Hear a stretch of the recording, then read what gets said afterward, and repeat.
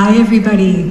Thanks for joining us tonight here at St. John's. We are thrilled to be welcoming our featured speaker, Mr. Ed Winters, an educator, a commentator, a presenter, so many different things. Now, Mr. Winters joins a long list of esteemed speakers who have come to St. John's to deliver things that are intellectually stimulating and also free as part of our speaker series that we have. Our speaker series is championed by our head of humanities, Mr. Ewan McDonald, and our head of diploma program core, Mr. Jesus Castillo Coronado, Dr. Jesus Castillo Coronado, who worked hard to bring people here and enlighten us. So this is very relevant right now to our community as we've had a lot of conversations around sustainability, how to make our campus more sustainable. And also it's just one of the many ways that we try to spur critical thinking here amongst our community. So please give a very warm, heartfelt welcome in just a moment, along with all of our St. John's values of respect, integrity, and companionship, to Mr. Winters. But before he comes on stage, I'm going to have our very wise student Herta introduce him properly.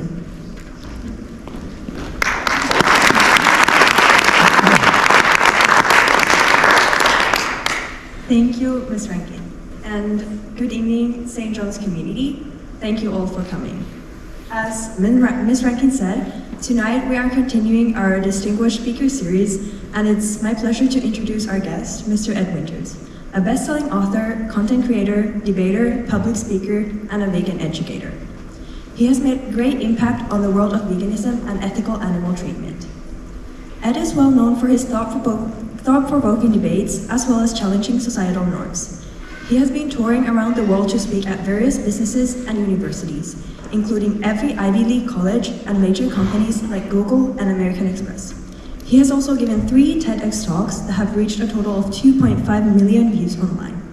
Ed talks about animal ethics, the environment, and his insights on the matter of veganism, how he became one, and how our diet can radically change the world we live in. His first book, This is Vegan Propaganda, was published in 2022.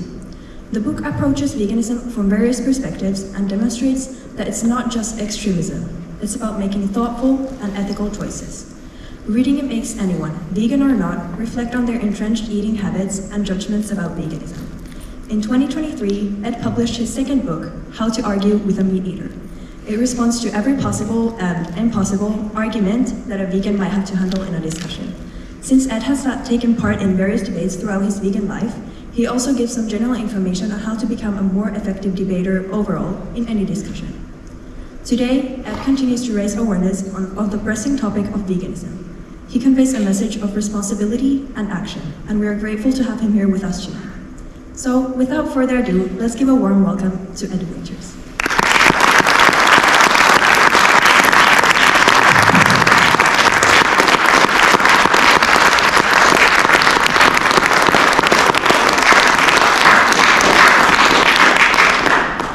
Very kind. Thank you so much. That was an incredibly thoughtful and detailed introduction. Very kind. Thank you so much. I appreciate that. And thank you to Ewan, and thank you to Jesus as well for putting this on and for inviting me. And thank you to everyone who has made this event possible. I'm very grateful to be here. And I'm also incredibly grateful for all of you for coming to listen. So, the plan is that I'll speak for probably upwards of around an hour. And then afterwards, there'll be time for some questions. And in many ways, the questions are one of the most important aspects of this conversation because it gives you the opportunity to maybe probe some of my thoughts or some of my arguments, to disagree with me if you disagree with me, and to challenge me if you think there's something worth challenging. I think that conversations that are difficult and often divisive warrant healthy discussion. So if you do want to challenge me, or you think I've omitted something that's important, or perhaps have discussed something you think is worth further interrogation, then please don't hesitate to do so. I welcome it. There's also no such thing as a bad question either. This is a challenging conversation that covers so many different aspects of our lives. I'll try and cover as much of it as I can in the next hour or so, but there's so many nuances and so many facets to this conversation. And so there is a lot of misinformation out there as well related to the environment and to health and of course what we do to animals. And so believe me, I've heard all the different questions that there are to hear. And I do not believe there is a silly question or a bad question to ask because of the nature of this conversation. It's important for us to think deeply about these things. What I would like to do is hopefully make a compelling argument for veganism. And in doing so, encourage those of you who are not yet vegan to maybe think more critically and deeply about the choices that you currently make. And the way that I want to do this is I want to try and approach veganism and the consumption of a plant-based diet from a variety of different angles. So we're going to talk a little bit about health, talk quite a lot about the environment, and at the end I want to circle it back around and talk about the issue that's nearest and dearest to me in terms of the reason why I made this change, which is to do with animals and animal ethics and how we view our relationship as humans and indeed as individuals with non-human animals. And I think hopefully by the end of it you'll get a strong feeling of why I've made this change, and maybe you will feel more compelled to think about it from your own perspective as well. Now, the title of this talk, it's a little bit corny, a little bit of a cliche, but it's called The Power of Food. And the reason I like to call this The Power of Food is for two reasons. Firstly, because food is incredibly powerful. It's one of these decisions that we make every single day, of course, our food choices. And yet, even though it's so powerful, and we make this decision, 3 times a day, it's often a decision that we spend very little time contemplating or evaluating, thinking about. And I think that's a shame. Because food is so powerful because it covers so many areas of our lives. It's about us, it's about our societies, our cultures, our social health, it's about our planetary health, and it's about the well-being of, trillions of non-human animals as well. And so food is powerful because the consequences of the choices that we make are far-reaching and all-encompassing. But also food is empowering. And so what I mean by that is it gives us a choice every single day to take a stand and to literally vote with our wallets and with our choices for the kind of world that we want to exist within. That's incredibly liberating and exciting because there are so many problems in the world. I could spend the next hour just listing those. And often with the problems that exist around us, we feel helpless. We feel that we can't necessarily bring about the change that we ideally want to see. And yet food is one of those opportunities where individually and then collectively, through making different choices, we can actually have a meaningful impact and create fundamental and radical change. And I think that's incredibly exciting to know that the power is actually in our hands in many ways when it comes to this conversation. So that's why I like to call this the power of food. Now, I want to start by thinking more individually for a moment, and then we'll start to expand it out from there. Let's talk about health.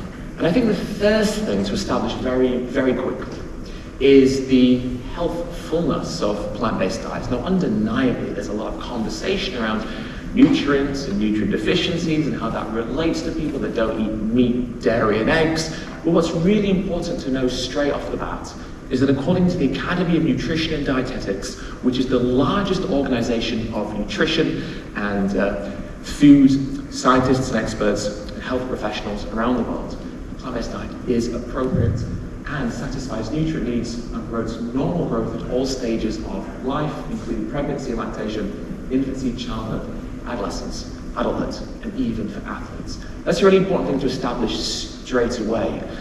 Now, obviously, when we make the change, we have to make sure that we do it in a healthy and mindful way and make sure that when we do transition, if we so choose, that we know where we get all our nutrients from. But it's important to know, going into this conversation, that it is something that is possible. But there's actually more reasons to think about this conversation from a health perspective than just it's simply being possible to be a healthy vegan. We also need to think a little bit more deeply about the choices that we make and how they relate to our health from a chronic disease perspective. So I just want to cover a few different types of major chronic diseases and discuss some of the research that's been carried out so far looking at the relationship between animal product consumption and these major chronic diseases. Now, when we talk about research, and this will also be incredibly important when we talk about the environment, there are, of course, different levels of research, and some are more credible than others. And so what I'm going to be citing throughout this presentation today are pieces of research often referred to as meta-analyses or systematic reviews. Now what that means is if you are a scientist looking at maybe type 2 diabetes or maybe looking at climate change and the climate crisis, and you have a specific area of focus, what you might decide to do is have a look at all of the published pieces of research that have been carried out so far, looking at the area that you're interested in analysing yourself. And then what you'll do is you'll comb through all of the evidence that exists so far to see what the commonalities are and to see what the body of evidence is showing us. Because of course, one study can say one thing and another can say something else, and there could be biases or maybe some flaws in the methodology, but pulling together all of the pieces of research that exist and combing through them in this way allows us to see what the broad consensus is. And so let's look at type 2 diabetes. If we look at the largest study to date, analysing the impact of meat consumption and diabetes, this was published just a couple of months ago. A meta-analysis of data taken from 20 countries across different regions around the world, not just the EU, but North America, South America, Africa, Asia. They found that eating processed meat, unsurprisingly, but even unprocessed meat and poultry were all shown to increase the risk of type 2 diabetes. Now, it becomes particularly scary, I suppose, when we look at the numbers that we're talking about here. The worst food is processed meat. And the equivalent of just 2 slices of ham was shown to increase the risk of type 2 diabetes by 15%. Just 2 slices of ham. So imagine that you have your lunch, you have maybe a ham and cheese sandwich, you go home and you have a steak, or you have a chicken stir fry, or a chicken curry, or whatever it is that you decide to eat for dinner. You can start to see how this can add up quite quickly without even realizing it, and without even necessarily thinking that you're consuming that much. That's pretty troubling. But of course, it's not just type 2 diabetes we're talking about. The WHO's International Agency for Research on Cancer reviewed over 800 different studies looking at cancer in humans. And as a consequence of analysing these different studies, they classified processed meats as a class 1 carcinogen, which puts it in the same category as tobacco and smoking, and unprocessed red meat as a class 2 carcinogen. This was published, I think, in 2015. So maybe we think it's changed. It's been sort of 8-9 years. Has anything changed since then to maybe make us reevaluate this? Well, sadly not. A 2023 meta-analysis looking specifically at gastrointestinal cancers again reaffirmed the link between an increased risk of gastrointestinal cancer and meat consumption. Now this is particularly important in a place like Belgium, same in the UK where I'm from, because bowel cancer is the second most common cause of cancer death in Belgium. Number 1 is lung cancer, obviously directly related to smoking. So from a dietary perspective, the risk of meat consumption, particularly processed but also unprocessed, is incredibly important when we look at the impact that it can have on our health. And finally, heart disease, the big one. The largest review, all large-scale studies to date, found that red and processed meat increases the risk of heart disease. Each 50 gram a day high intake of processed meat increases the risk of coronary heart disease by 18%, and unprocessed red meat is increased by 9%. Now, again, this is incredibly important because globally cardiovascular disease is the number 1 killer, and it's the number 1 killer here in Belgium, and it's the number 1 killer where I'm from in the UK. And it's the number 1 killer in places like the United States. Undeniably, this is a serious issue that shortens people's lives. And it's not just these diseases that shorten people's lives, but they also impact the quality of life as well. Because we're not just asking for quantity of life as humans, we want that life to have quality. We want to be free and mobile as much as we possibly can and not restrained by chronic illness and chronic disease. So there is something empowering in this. Obviously it's concerning and perhaps not surprising considering a lot of the conversations that have existed about meat consumption and indeed these chronic diseases. But it's also empowering to know that we can take a huge amount of control through lifestyle changes. And diet is one of those big lifestyle things to think about. Now, We've already discussed that a plant-based diet can be healthy for us, but if we've established that the consumption of animal products can increase our risk of these chronic diseases and others that I've not discussed, are there then health benefits that come from consuming a whole foods plant-based diet? Well, an umbrella review. So this was a review of reviews. This is an umbrella review that took 48 different systematic reviews. So not only have we got 48 reviews of information, but we then have an umbrella review which pulls together all of the information that's been created by pulling together all of the information for these different reviews as they comb through all of these pieces of research. And what they found is that actually a plant-based diet is significantly associated with better health markers, including lower cholesterol, better regulation of blood sugar levels, a healthier body weight, less inflammation, and lower risk of heart disease and cancer. So it's not just that a plant-based diet can give us what we need to survive, but indeed it can allow us to potentially even thrive as well. And then there's the collective health risks related to the consumption, or should I say, the exploitation of animals. Because antibiotic use is an incredibly important issue. In fact, it's estimated that maybe even more than 2/3 of antibiotics globally are given to animals in farms. Scarily, one of the main uses of antibiotic use in farms is as a growth promoter. But thankfully, in places like the EU, that's actually been outlawed. And the EU has some great progressive antibiotic laws that regulate how antibiotics are used in farming scenarios. But sadly, antibiotics are still used because of the conditions that we rear animals in. Incredibly cruel environments where they are crowded together. Tens of thousands of chickens in one barn, or pigs in concrete pens or in metal cages, or things we might call farrowing crates. These are awful conditions that also are the perfect conditions for diseases and infections to spread. And so, of course, antibiotics are used. But there's a risk that comes with using antibiotics in farms, primarily antimicrobial resistance, where these bacteria can become resistant to the antibiotics that we have. At that point, it becomes tricky for us to even treat these infections if our main line of defense is no longer able to treat them in the manner in which we need them to. That presents us a huge risk. In fact, by the year 2050, it's estimated that as many as 10 million people per year will die from antimicrobial resistance. To put that into perspective, that's the same number of people who died from cancer in 2020. So a huge killer could be on our horizon, and the biggest culprit in the creation of that, potentially the farming of animals, considering that is where we are using the majority of our antibiotics. So not only are we establishing health risks from a chronic disease perspective, but we're also starting to establish there are health risks that go beyond that start to talk about social health. What about influenza viruses, like bird flu and swine flu? Of course, we are all now far too familiar with pandemics and the risk of infectious diseases.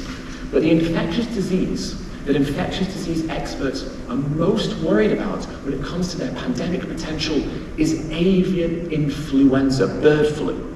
And we are constantly battling outbreaks of bird flu in the US. There are outbreaks of bird flu happening right now. And bird flu has been found in dairy cattle for the first time.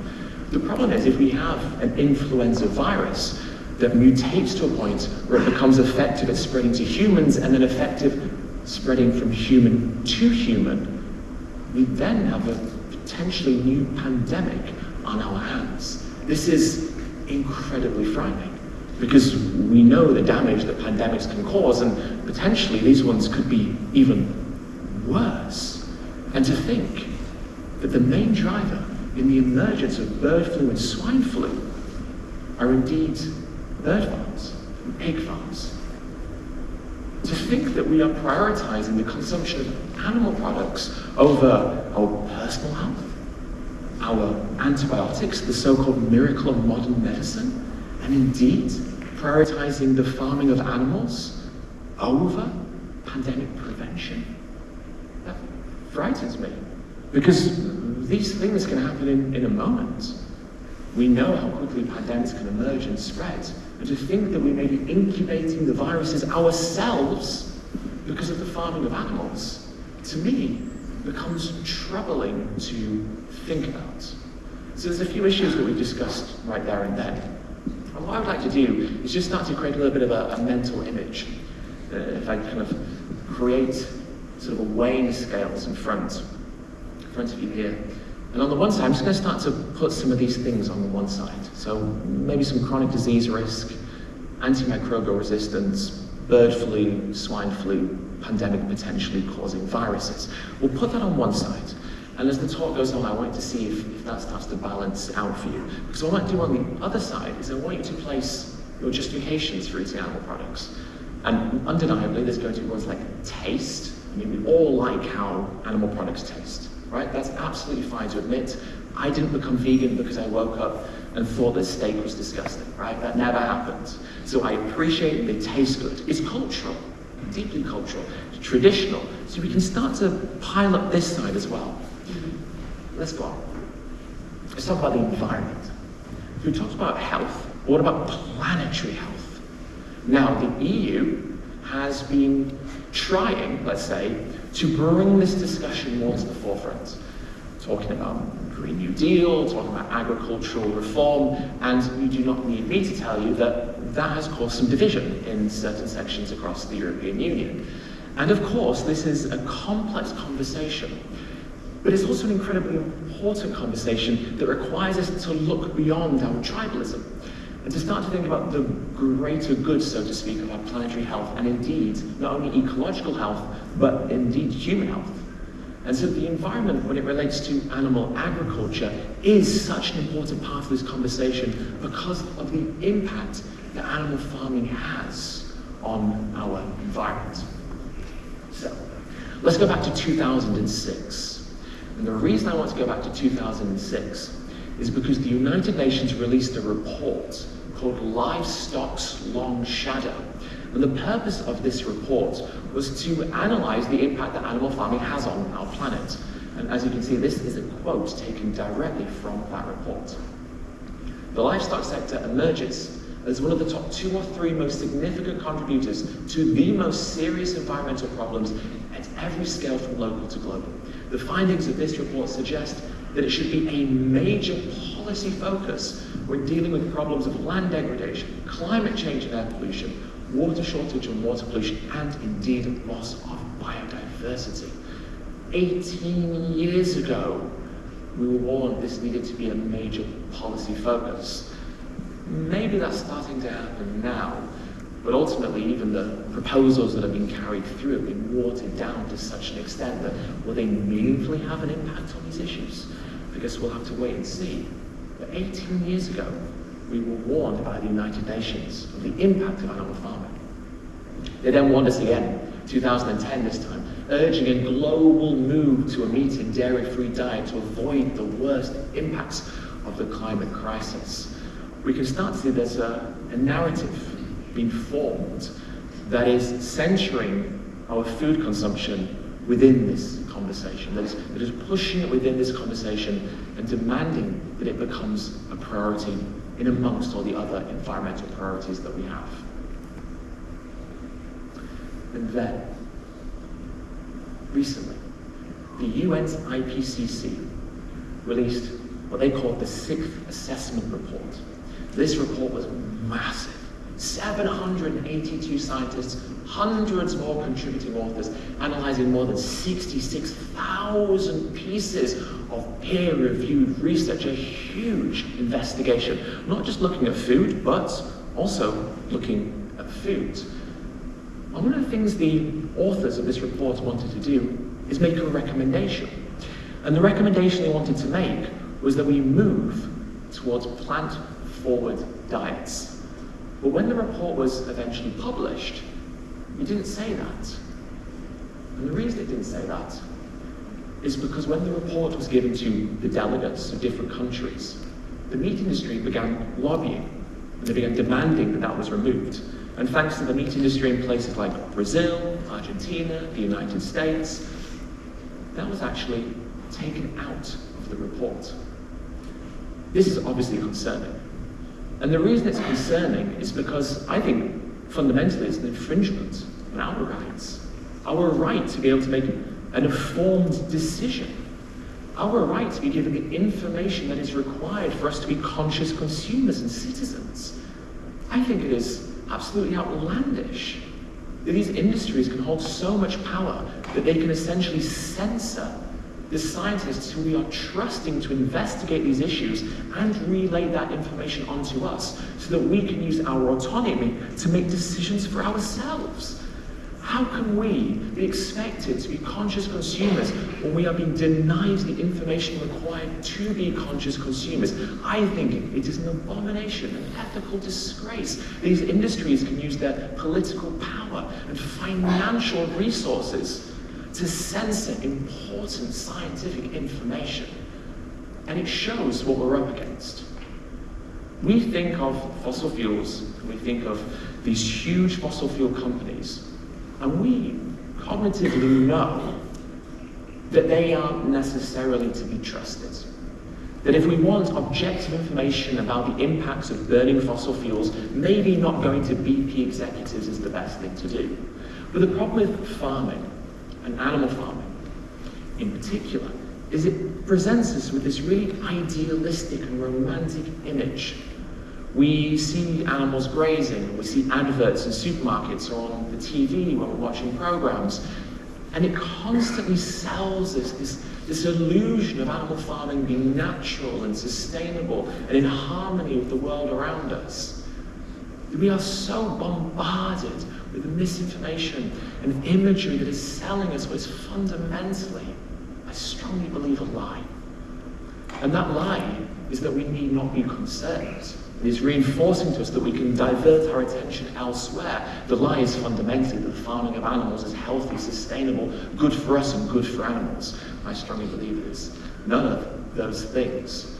And I think it's important for us to not only look at the fossil fuel lobbyists with a critical eye, but also think about what the meat executives represent, what these huge meat conglomerates are also doing, because they use the same tricks. The same tricks used by the tobacco industry, the same tricks used by the fossil fuel industry. The meat, dairy, and egg industries use the exact same playbook to censor good information and to disseminate misinformation, to create doubt and confusion, and to make us as consumers unsure of what decision that we should make.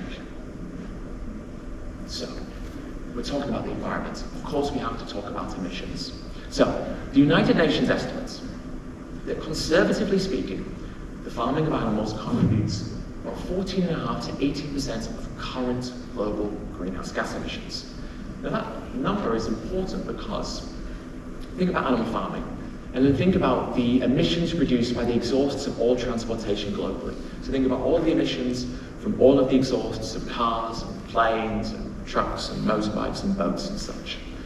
The combined exhaust emissions from all forms of transportation is 14% globally.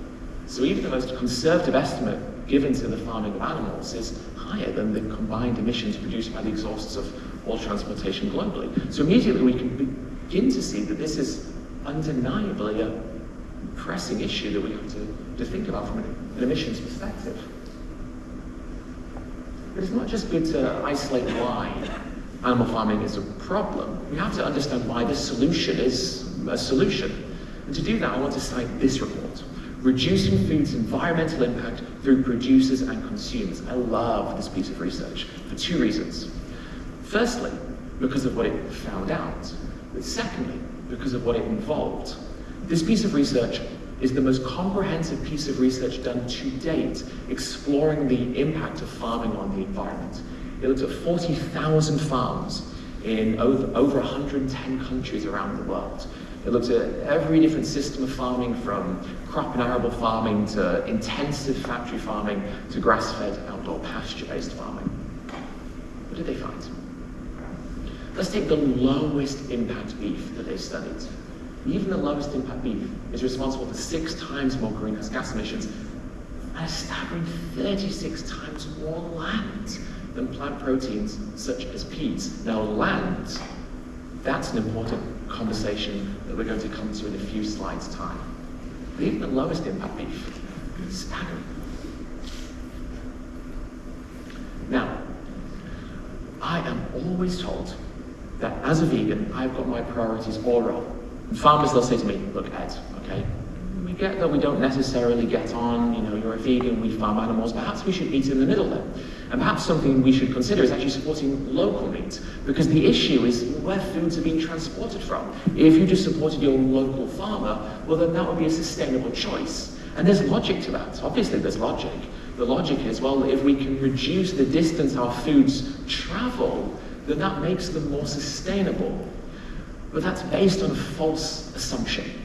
And that assumption is that all systems of farming are the same, and the only difference from an environmental impact is the distance the foods have traveled, except that is not the case, is it? We know that different systems of farming and the production of different types of foods, well, they have a different environmental impact. And so it's not just the distance the foods have traveled that's important for us to analyze. Beef. Only 0.5% of the emissions related to beef from the transportation of beef. Overwhelmingly, the impact is found on the farm itself. And what about greenhouse gas footprints of the average EU diet? Well, 6% is related to food miles, but a staggering 83% is from the animal-based foods. So we can see there's a huge discrepancy here between the environmental impact of the plant foods we're consuming and the animal-based foods that we're consuming.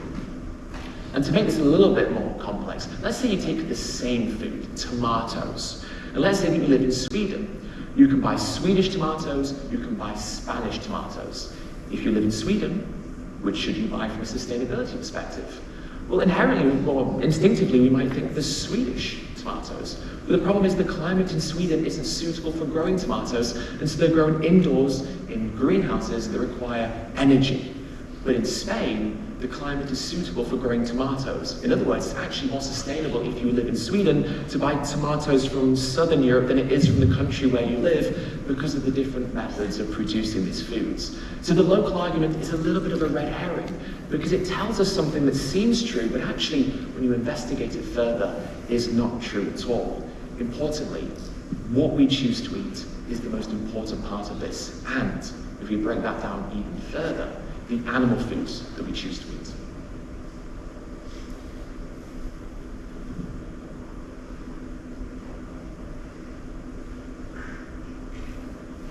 Perfect, great. So we've discussed a little bit about emissions, but there's more to it than just that.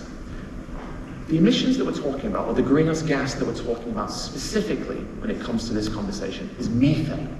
Methane is an incredibly important greenhouse gas, and especially important when we talk about foods. Now, methane, the biggest source of methane from food is from the ruminant animals who we farm, cattle, lambs.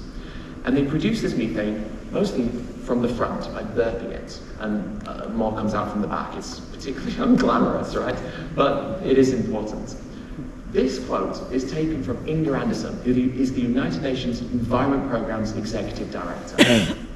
As you can see, the quote says, "Cutting methane is the strongest lever that we have to slow climate change over the next 25 years and complements the necessary efforts to reduce carbon dioxide." Now, what I'd like to do is split that sentence into two. And the first thing we're going to do is focus on the first part of that sentence. Cutting methane is the strongest lever we have to slow climate change over the next 25 years. Why?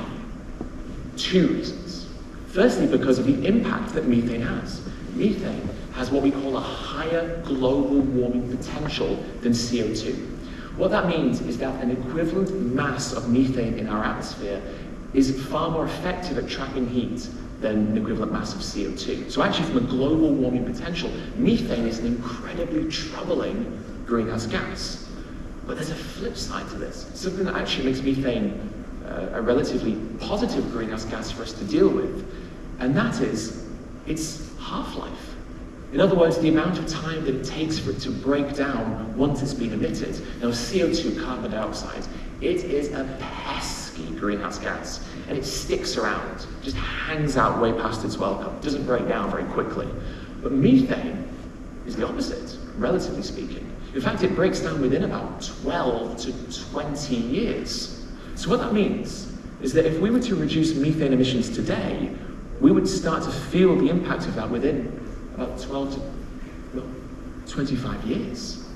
But the problem is, we don't just let it break down. We keep replacing it. In fact, methane levels globally are increasing because of increased industrialization, increasing expansion of animal farming, especially ruminant farming as well. And so actually atmospheric methane levels are still increasing.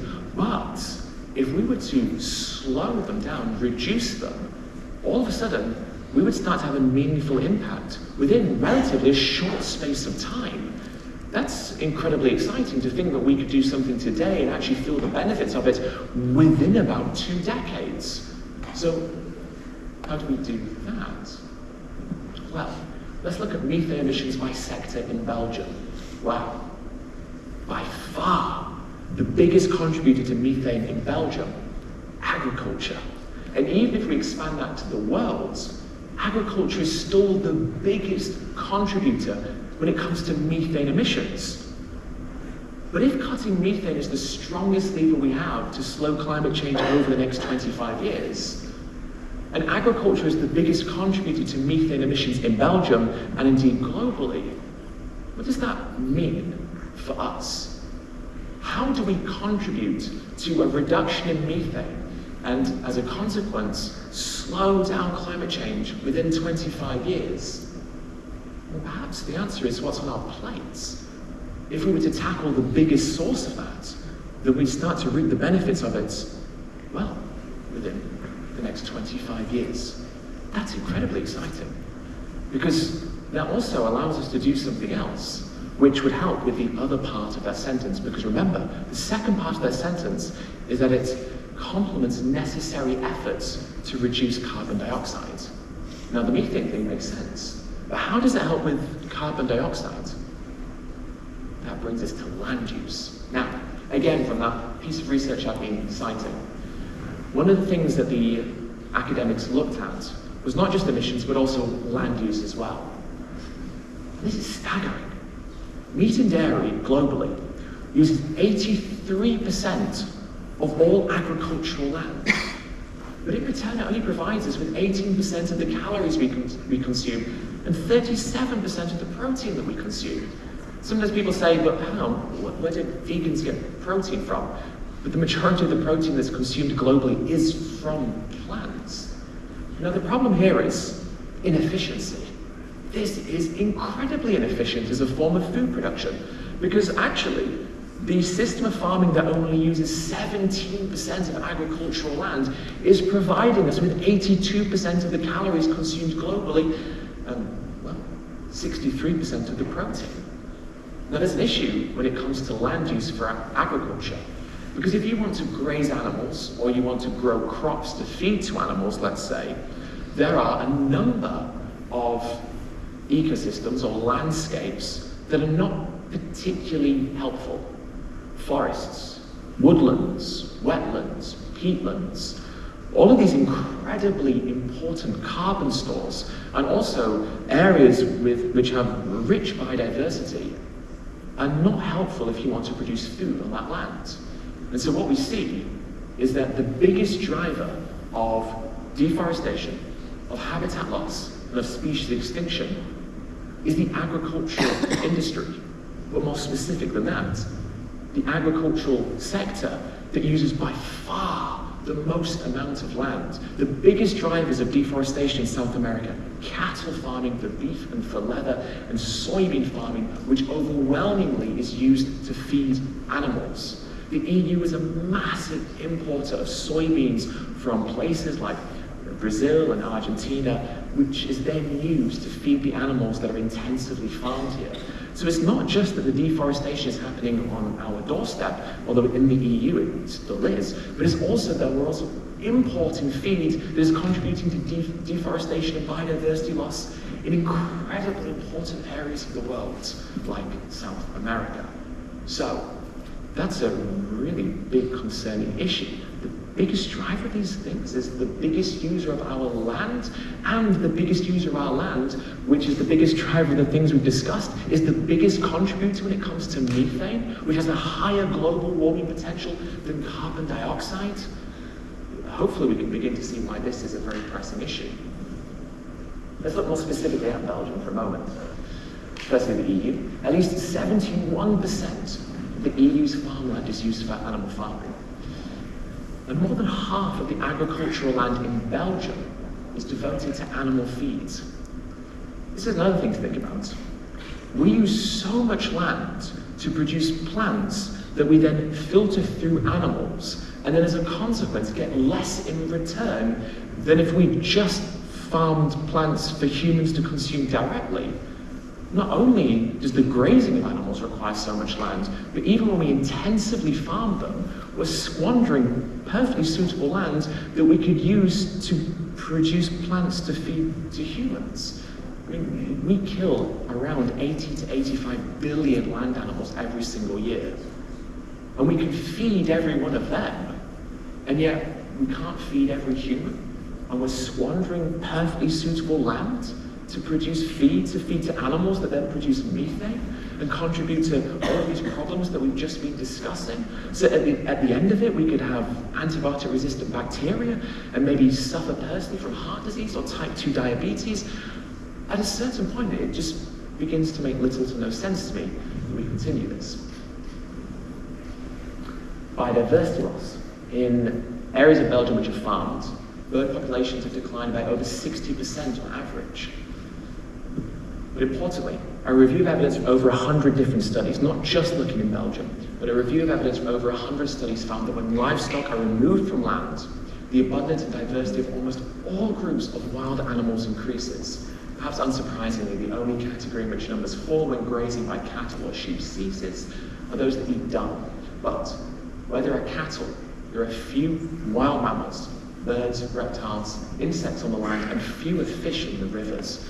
And actually, that's related to things like nitrogen pollution, where nitrogen from fertilizers or from manure and from farm runoff can go into rivers and streams and cause something called eutrophication.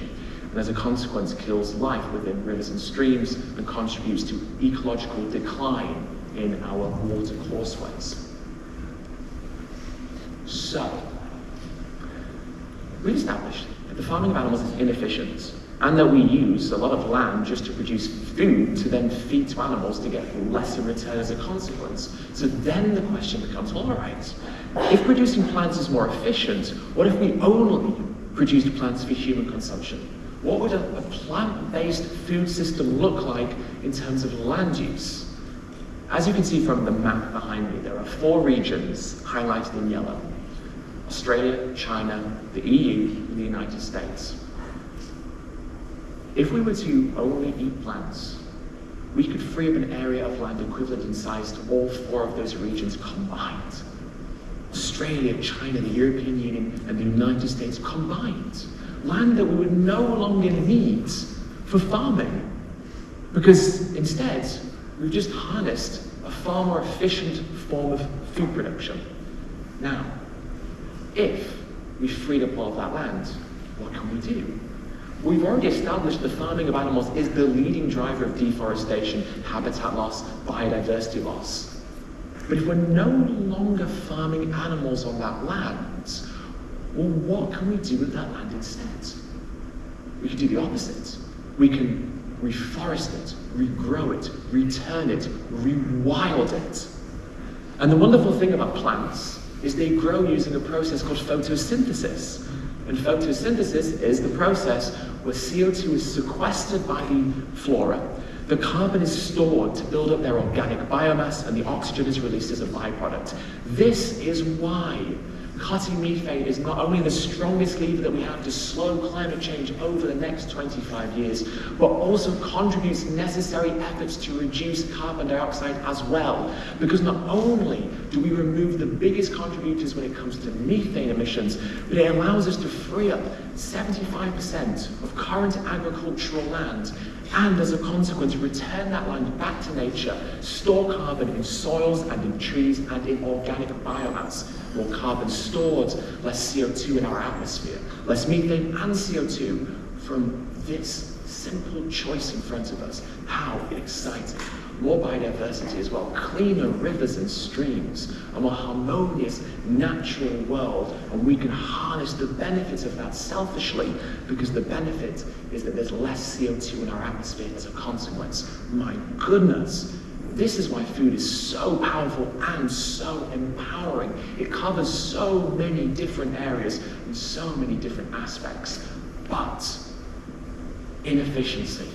It's not just inefficiency from a land use perspective, it is fiscal inefficiency, financial inefficiency. In the EU, more than 80% of the public money given to farmers through the EU's Common Agricultural Policy goes to animal products. These are subsidies given to animal farmers to make what they do financially viable, to drive down the cost of production, drive down the cost for consumers.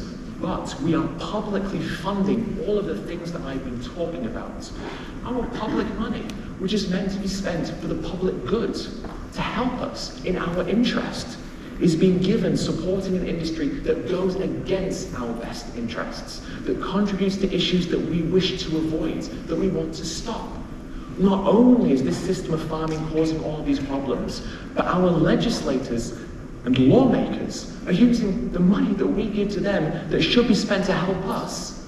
They're using that money to help this industry that is already incredibly financially powerful, that has huge amounts of political power and persuasion, is using public funds to support this industry and to support the problems that they are causing.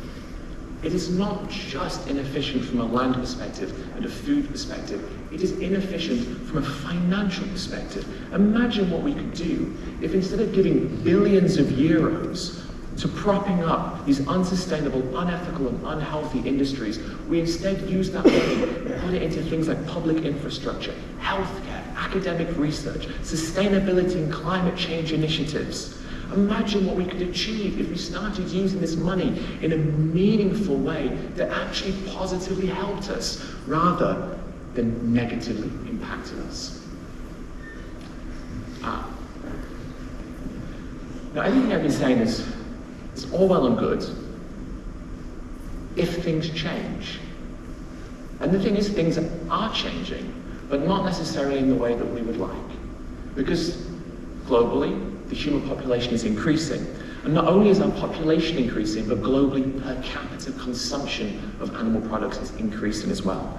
So actually our consumption levels are increasing beyond just our population levels. And so by the year 2050, just 26 years from now, globally we'll be consuming 70% more animal-based foods than we were in 2010, and 88% more ruminant meat. And remember, ruminant meat, cattle farming, lamb farming, is the system of farming that produces the most amount of methane and uses the most amount of land. And so the question becomes, if we've already established all the land that we could save in the plant-based food system, how much more land will we need to accommodate this extra increase in animal farming? Well, the answer is about 2 whole Indias, on top of what we already have now. On top of that, more biodiversity loss, more deforestation, more species extinction, more CO2 in our atmosphere, less carbon stored in our natural worlds, more problems, more of the same things that we want to avoid, more global health burdens, more burdens on our health infrastructure, more financially inefficient forms of public spending. Okay. So we've talked a little bit about some personal health, antibiotics, infectious diseases that could cause pandemics, and the environment. And like I said, I want to, at the end, swing it back to another part of this conversation, which to me is the reason I've changed in the first place. Now, this is an optical illusion. It's fairly classic, so you may well have already seen it. But the idea is that I say to you, which line is bigger, line A or line B? And the optical illusion suggests to us that line B is the longer line, but actually both lines are the same. See, the only difference is the sort of aesthetic differences on the top and bottom. The lines are the same, but our perception of the lines is different. So why do I show you this? Line A and line B. I strongly believe that the way that we should view these animals should be the same. But our perception of them is very different. We view one as an animal we love in our home. We give them a name, we look after them, we mourn them when they die. And then the other, we farm by the billions. We mutilate them, we forcibly impregnate them, take their babies away from them, often we lock them in farrowing crates, which are crates so small, they can't turn around in them for weeks at a time. We kill them in gas chambers. The common cause of death for pigs and for poultry in the EU, the UK, Australia, gas chambers. And those that aren't killed in gas chambers have their throats cut. In other words, we couldn't really treat these animals any more differently, could we? But why? I mean, why do we treat them differently? It's not as if dogs can feel and pigs can't. It's not as if there's a radical difference in their intellect. In fact, studies show that pigs may even be more intelligent than dogs. Dogs can be tasty. Lots of people around the world do find them tasty, so it's not because dogs are repulsive to consume. So what is the moral difference between these two species of animals? And let's bring in lambs and chickens and then add cats to the bottom. What is the moral difference between the animals who we would never dream of killing, who we condemn the acts of those who do kill? Why do we have such a difference between those species and the species who we pay to have killed on our behalf? Because they're all sentient, feeling, conscious beings. You'll experience pain and suffering, and also happiness and joy as well. So what is the real difference here? Obviously culture, where we live right now. Culturally, it's not acceptable to consume dogs, but it is to consume pigs. But should culture determine morality? Is culture a good way of deciding what is right and wrong? I think we would be hard-pressed to argue that it is, considering all of the cultural practices that have existed and continue to exist around the world, which are clearly and obviously immoral and wrong. Legality, obviously it's legal for us to eat pigs here and not legal for us to do those things to dogs, but does legality determine what is right and wrong? I mean, obviously we would like it to, but do our laws reflect the best version of morals? Is something moral just because it's legal, or potentially immoral just because it's illegal? Not necessarily. And especially not when we look around the world and look at the laws of other nations and other cultures that again do a whole host of things that even where we live we would not deem to be acceptable, regardless of their cultural or legal status. So these animals are all sentient. It doesn't matter if it's cultural to kill one but not the other. It doesn't mean it's moral. I'd argue it doesn't matter if it's legal to be able to kill one but not the other. Again, that doesn't make it moral. What about taste? We love the taste of bacon, don't we? And steaks, and fried chicken, and halloumi cheese, and scrambled eggs. They taste great. My 3 favorite foods before I stopped eating animals: fried chicken, rare steak, and halloumi cheese. And the reason I stopped consuming these foods is not because, like I said earlier, I decided one day they didn't taste nice, but they're because I realized that life is more important than sensory pleasure. That the fleeting moment of pleasure that I get from consuming the flesh and secretions of these animals is not worth more than their life. When we eat a meal, it's 15 minutes, let's say. And that 15 minutes of pleasure that we get from consuming these animal products has cost these animals their entire life, and not only cost them their life, there's, in many cases, most likely, forced them to endure an experience of suffering and pain and fear, to then end up in a gas chamber, in a slaughterhouse, where the last thing those eyes see is someone standing over them about to pull a blade across their throat. All of that just for a fleeting moment of pleasure.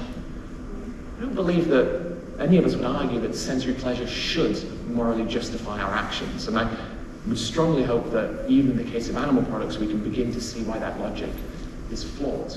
Because the thing is, we see images like this and this is fine, this makes sense, this is the sort of imagery we see in a supermarket every single day. But we see this and it doesn't make sense, it's offensive for some people, upsetting for others. And yet, really fundamentally, what is the ethical distinction there? Now, often when vegans are communicating about veganism, the perception is that vegans are trying to convince people of something that they believe but other people don't believe. And I actually don't think this is true.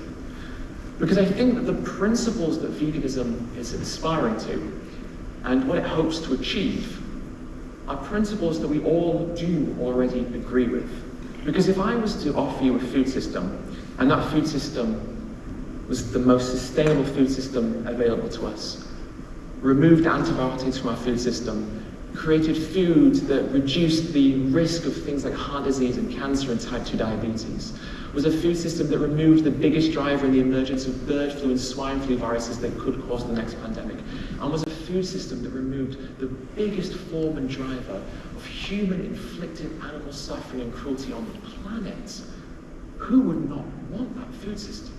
Who would opt for what we have now over that food system that I can offer you today? I don't think that I, as a vegan, am trying to convince you of things you don't already believe. Hopefully, what I'm able to do is start to encourage you to reflect on the fact that veganism may be the fullest actualization of what it is that you already believe. Because we say that we're against things like animal cruelty. Everyone says they're against animal cruelty. But if we think about what it means to be cruel to an animal, and we think of an example, we might say that kicking a dog is a form of animal cruelty. We have laws that prohibit people from kicking dogs. And if I was to say to you, do animals matter morally? Every one of us is going to say yes, because we are empathetic, intelligent, compassionate people at heart, and we understand that the suffering of others, even when those others do not belong to our species, it's still relevant, still important, still demands our attention. I don't believe anything I've just said contradicts what probably all of you in this room believe already. But then if we recognize that kicking a dog constitutes animal cruelty, which we are against, how can mutilating animals, encaging animals, killing animals in gas chambers, how can these things not also be a violation of the principles that we say that we have, if we already recognize that kicking a dog violates those principles? Because by any metric, the farming of animals inflicts more suffering and is more cruel than the kicking of a dog. And yet if we already establish that something like kicking a dog is wrong and immoral, how can we not therefore join the dots and establish that the things that we pay for must also as a consequence be immoral and ethical and cruel? And once we establish that simple fact, surely then we have an obligation from an ethical perspective to align our actions with our values and make a food choice every single day that allows us to vote for the world that we want. And if that world is the world that I've just described, then that's a very, very empowering choice for you to be able to partake in every single day. So, weighing scales. Everything I've discussed on one side, and then your justifications on the other. And in your own heads, you can work out where the balance tips. Thank you so much for listening. I really do appreciate it.